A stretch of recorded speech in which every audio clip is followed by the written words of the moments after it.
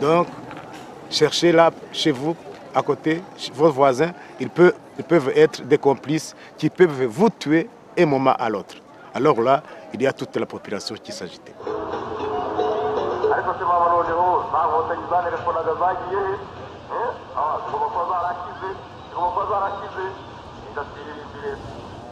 I wasn't like mature. I was young, but we can read some cartoons. We can hear something on the radio that has been just telling people there are cockroaches that have been telling people about 10 commandments of Hutus.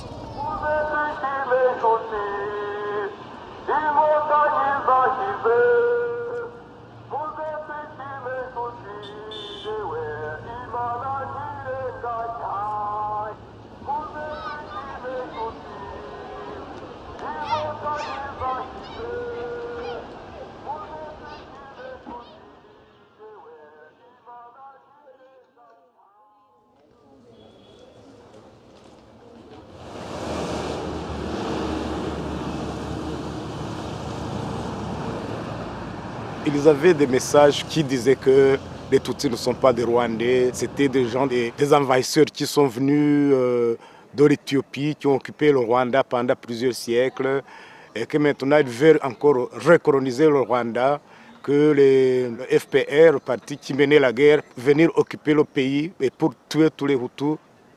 Les médias qui ont vraiment contribué au massacre, c'était des médias qui penchaient sur les partis politiques pré-gouvernementaux.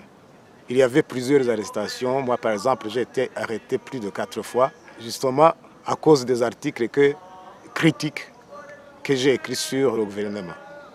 Parce qu'il y avait des signes qui montraient que bientôt il va y avoir de mauvaises choses au Rwanda. Genocide is never an accident. No.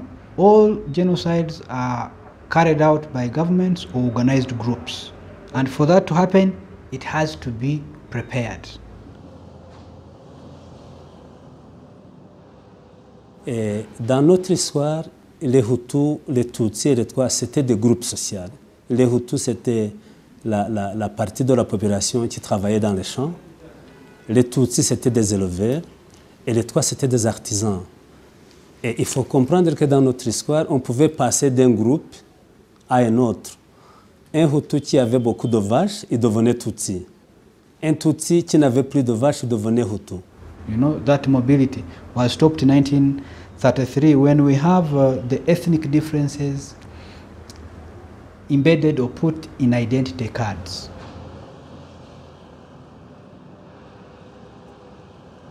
Belgium interfered with how local politics was organized, how the economy was organized, and the relationships between Rwandese, especially in the way it organized power and privileged one group over the other. Il y a eu discrimination et exclusion des membres de la communauté Hutu et cela a créé un complexe d'infériorité et cela a engendré la frustration et une personne frustrée, ça engendre quoi? La jalousie et puis ça engendre quoi? La haine. Ahigaga abatutsi tumaze kubica natwaye imitungo yabo. Impamvu nagize urwa ruhare bavugaga yuko umuhutu udahiga abatutsi ari icyitso nawe agomba kwicwa. Rero maze kunyura imbere ya Gacaca urukiko rwaragiye ruriherera kubera yuko nari nakoze imyaka 8 bitewe n'uburemere bw'icyaha. Niho nanditse nemera icyaha nsaba imbabazi muri 2001. Babona yuko ibyo nanditse ubutabera bubyemera kuri, nibwo nafunguwe 2003. Umunsi wa mbere abafunguwe barebanaga n'abacitse ku icumu.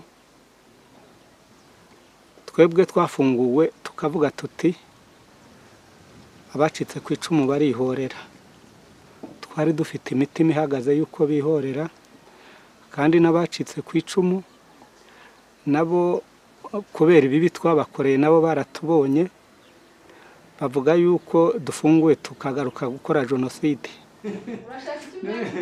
Umuntu wakoreye icyaha areba kugira ngo muhure, waramwiciye umugabo, waramwiciye abana, kugira ngo umusuhuze ngo mwaramutse azakwemerera, urumva ko ari urugamba. Icyo numvise mubonye ubwo munsi wa mbere, mubonye ubwo numvise ko mvuga hari nkumva ntekereza bya bindi nagiye mbona bwa mbere, hari nkumva ko mbese numva ko hari mvuga na hari byanagaruka, numvise ko namwishimiye cyane, nkumva ko umutima utameze neza. Mbere twarabanaga, twari tuziranye, twasengaga hamwe, akambyarira abana nkamubyarira abe muri bya byo muri batisimu, mbese bira byo kubatizanya. Turahinguye, turananiwe. We have prison activities where we prepare the prisoners and we prepare them for forgiveness. We cannot talk to the victim to forgive for the first meeting. As I said, it's a journey, it's a process. Nyuma yarongera agaruka inshuro ya kabiri. Akaretse inshuro ya kabiri bwaraje ndamwakira, turavugana turaganira. Ubwo mbese asa nk'umbwira uko bimeze. Ubwo rero nanjye namubwiye ni ntabwo bishoboka, sinshobora no kuba kubabarira. Turegerana. Ubwo umuntu bumva ko tugomba kumubabarira. Ubwo bose turaterana, adusaba imbabazi. Ubwo tumva turamubabarira, kuko urumva ko no Bibiliya iravuga ngo niba utababarira nawe ntugomba kubabarirwa kubera kuba twarasenze.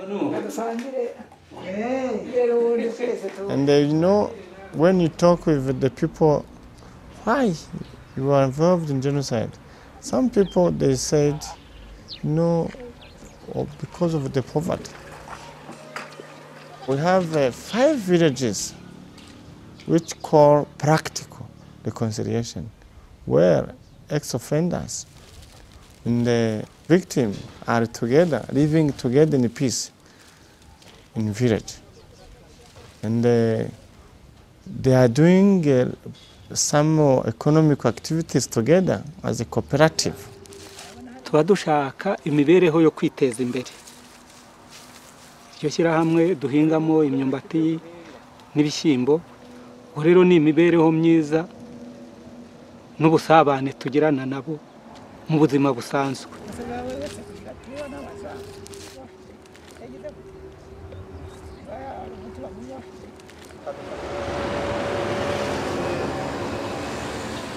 On one hand, you had the survivors of genocide crying for justice. On the other hand, you had so many detainees, prisoners, wanting justice, because they were saying some of us are innocent. But even if we are guilty, we need to know our fate. The third were our international friends, development partners. Everybody wanted justice, but how? If you check in the country at the time, there were no police investigators. There were no judges. There were no prosecutors. So this is why eventually it was decided that using the Western kind of approach, it was going to take us hundreds and hundreds of years before we sorted out the problem.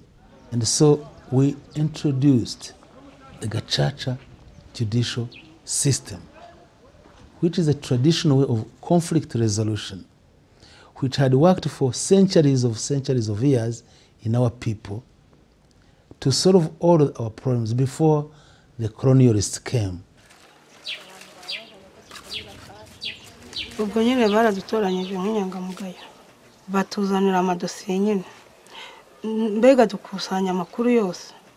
Twabonye amahugurwa, baduha n'imfashanyigisho nyine, baduha udutabo twanditse amategeko, hagiye habamo ingingo nyine wajya guhana umuntu ukareba ku ngingo ijyanye n'ibyaha bye.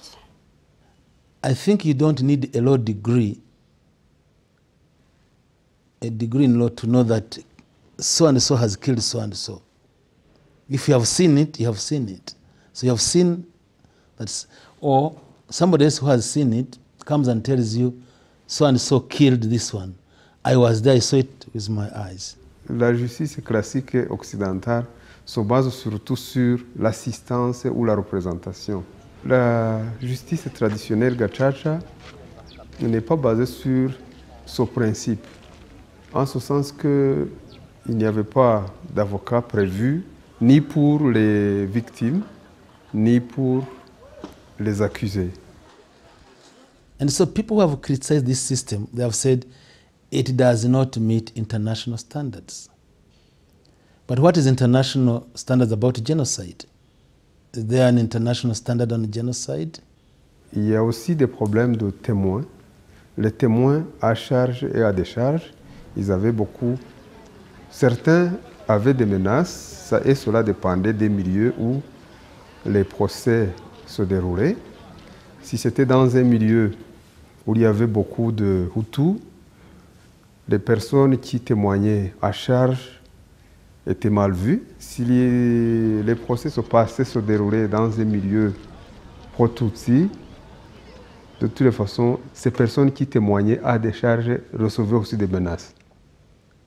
We are proud of Gacaca because if you compare it with what other courts have done in the same period, you get impressed with the success of Gacaca. First of all, we take the ICTR, the International Criminal Tribunal for Rwanda. I think it has judged about 60 cases only in these more than 15 years. If you go to Gacaca courts, they have tried about 1.95 million cases, almost 2 million.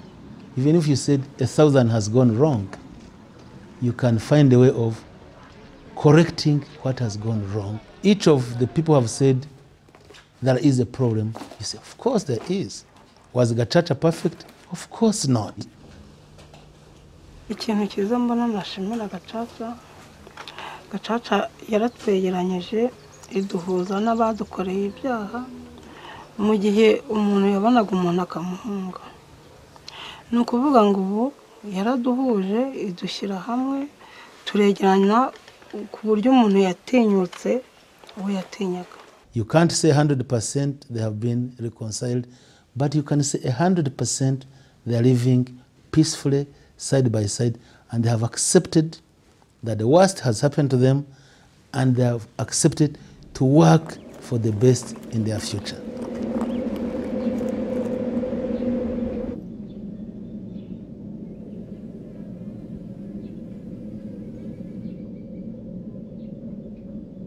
Après le génocide, le Rwanda avait perdu plus d'1 million de victimes. Toute l'économie, l'infrastructure était complètement détruite. La seule façon de sortir et de reconstruire le pays, c'était de faire ça ensemble. C'était de demander pardon et de pardonner. Les vengeances n'ont pas manqué, mais plus tard, les instances gouvernementales ont pris le contrôle de toute la situation. On ne voit pas beaucoup de friction entre les deux communautés, mais c'est à cause, je crois, de la politique nationale qui met beaucoup de force pour que la réconciliation ait lieu, pour que les gens s'entendent, pour qu'ils cohabitent dans la politique qui est menée actuellement. La mémoire est exigée. Depuis 1994, la communauté Hutu s'est sentie culpabilisée parce que partout sur les antennes internationales et à l'intérieur, tout concourait à dire que tous les Hutus ont participé dans le génocide.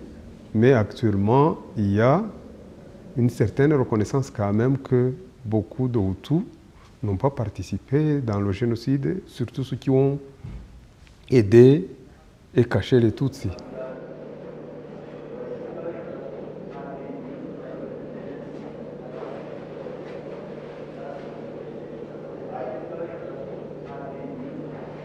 Je pense qu'il n'y a pas de justice s'il n'y a pas de réparation. Au Rwanda, la pauvreté est au féminin. Les familles pauvres sont parmi les femmes veuves. Le viol a été utilisé comme arme du génocide envers les femmes Tutsis et les femmes Hutus mariées aux Tutsis. Les maris ont été tués. Les enfants aussi, surtout garçons. Et puis il est resté une population féminine, les femmes et les filles. Nous, à Sevota, parce que nous sommes plusieurs activistes au Rwanda pour œuvrer à ce que cette femme-là, rescapée du génocide, ait ses droits, requis ses droits. Le droit d'être femme, le droit d'être mère, le droit d'être active. Donc, nous avons aidé à guérir des traumatismes et après, nous avons donné des petits fonds pour pouvoir mener des activités génératrices de revenus.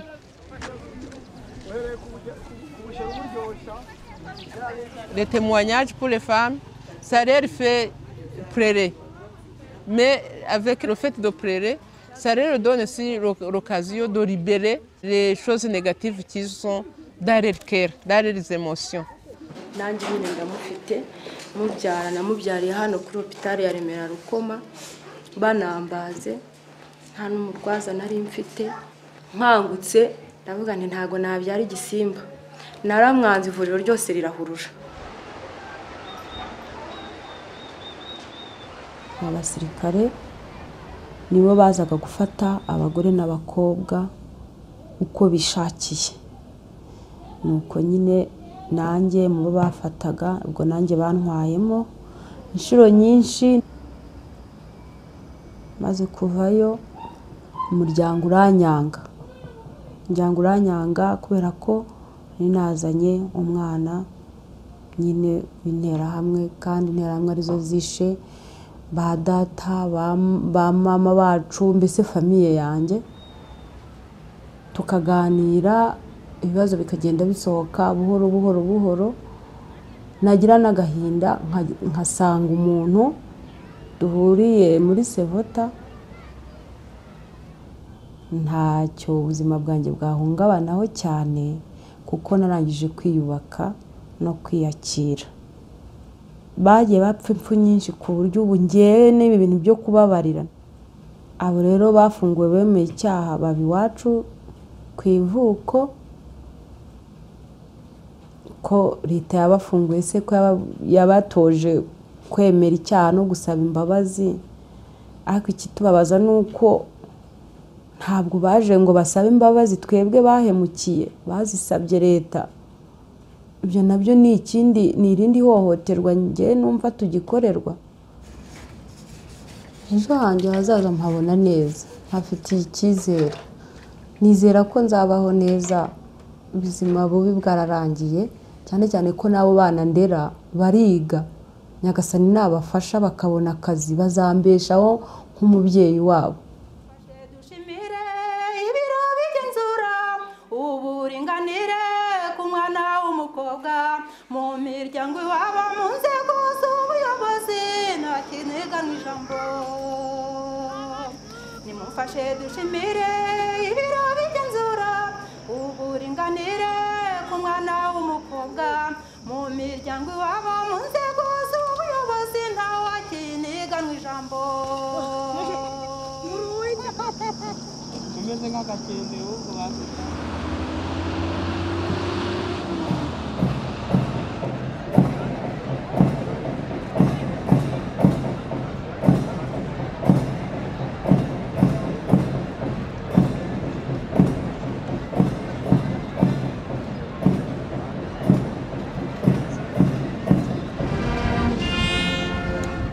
The genocide ended with the defeat of the genocide regime, the government at the time. It was called the Government of National Unity. It had RPF, It had also members from other local political parties that did not participate in the genocide. And even today, most of the political parties that shared power with the RPF are still in government. Il y a le multipartisme qui n'est pas très fort, justement parce qu'on accuse les partis d'avoir encouragé le génocide. Et maintenant, les partis politiques ne se manifestent pas beaucoup. Il y a d'autres qui ne sont pas acceptés, l'opposition, il n'y a pas de véritable opposition dans le pays. Il y a la loi, justement, qu'on a votée, qui punit les gens qui propagent l'idéologie du génocide. En principe, l'idée n'était pas mauvaise, mais difficile à expliquer, parce que quel est le genre de discours qu'on peut qualifier de propagande du génocide, c'est difficile à apprécier. L'autocensure est beaucoup plus fréquente que la censure elle-même. C'est-à-dire que même si on leur donne la liberté, ils ne savent pas profiter de leur liberté.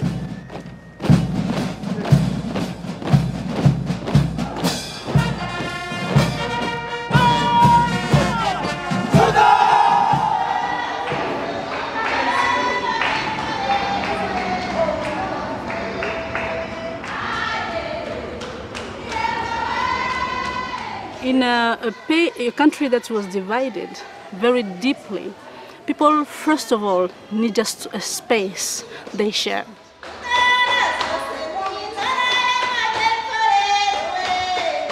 And also, the artistic activities, they resonate more deeper than any speech for people.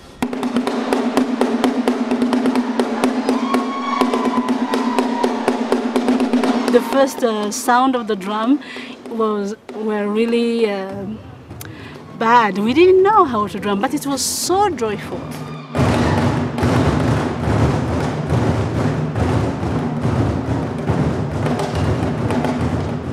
Urebye tugitangira tuvuza ingoma twabonaga ari ukwishimisha gusa. Ari uko twagiye tubibona twabonye ko ingoma nshya ikintu ifasha umugore muri iki gihe imufasha mu kwiyubaka ari mu mutima ari no ku mubiri ikanamufasha mbese ahanini iyo uhuye na bagenzi bawe murubakana mu bitekerezo muba murimo muvuga. The drum was performed in the traditional society by some men that were carefully chosen. Then women were invading many spaces that in which they were not present before the genocide, just because of the genocide. Ubundi nibyo koko abadamu ntago bavuzaga ingoma ariko umuryango wanjye na aho mba nabo duturanye mbere babanje kubifata nabi ariko ubu ngubu rwose birabashimisha cyane yona umudamu.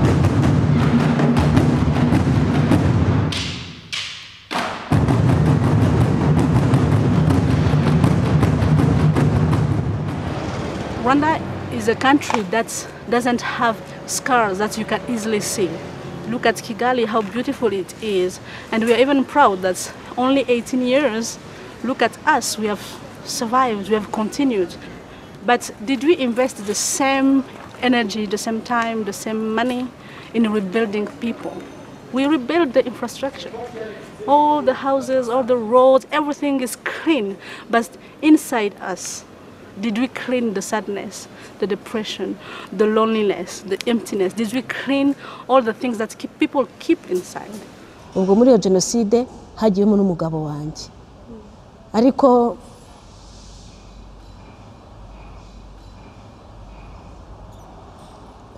ubwo imaze kurangira urumva mfite abana babiri tugitangira ingoma nshya twatangiye duturuka mu mirenge itandukanye urumva ntitwari tuziranye nta naruzi ikibazo cyabaye ku wundi urumva twarikekanaga handi watinyaga no kuvuga icyakubayeho ngo batanyumva gutya undi nawe ati nibamenya ko tubafunze kuko nyuma twagiye tuganira buri wese akakubwira igitekerezo yabaga afite kavuga uti niba wacu bafunze barambonamo ko turabicanye tugaceceka twese pe ariko buhoro buhoro ariko buke buke tuye tubimenya no twagiye twubakana twumva ko tugomba kugira bwa bumwe n'ubwiyunge muri twebwe twumva ko tugomba kugira ngo tuzamure groupe yacu. If we only behave as widows, as orphans, then we are weak. This is our weak part of us. But there is also another stronger part of us. Why shouldn't we focus on this? And this part of ourselves will help us to grow and move forward. Yewe iyo ndi kuri scene mvuza ingoma nshimishwa no kuba ubwa mbere nyihagaze imbere. Iyo ntangiye kuyivuza simenya aho ibyishimo bivuye. Sinakura ngo biva aha ntaho nabona. Ariko nkumva ndishimye ku buryo numva ko ingoma muri jewe ifite ikintu inyubatseho ku muziki wayo.